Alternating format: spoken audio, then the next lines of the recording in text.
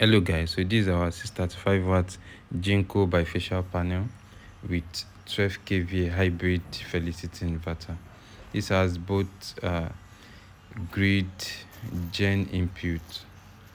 So these are the packs of it, and then this is when we started installation.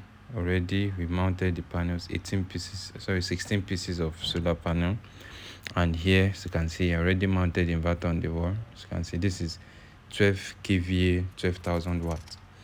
Now this is during trunking. I wanted to trunk this inverter so that it can have a neat installation, right?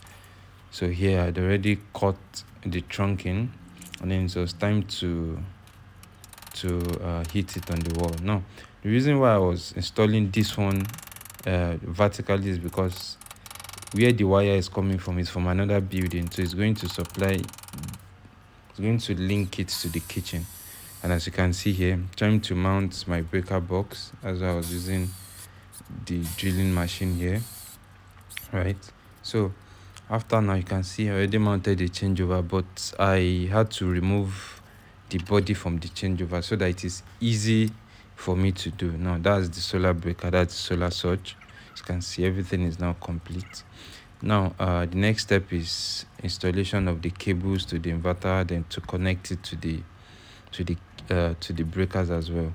Now in this installation we used a 10 Coleman single core cable, right? So as you can see, it is me installing. I'm trying to connect the charging for the inverter, because this inverter is going to be using both grid and solar charging. So as you can see, we are still working there.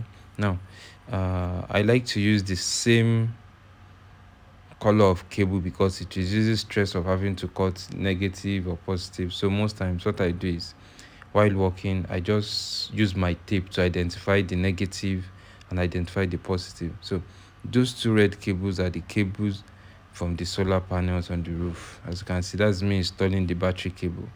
Here I had not put trunking, I just wanted to see how long those cable is.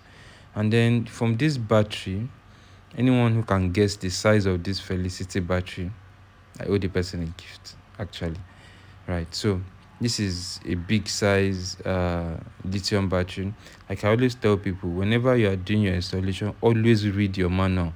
No matter how much I think I know the installation, every time I read the manual, because you might assume, okay, this is how this thing should be done, while as they've changed the design, they've changed so many things. So I'd already connected my communication cable, and then you can see from the panel I was generating 205 watts at around 6:39 p.m.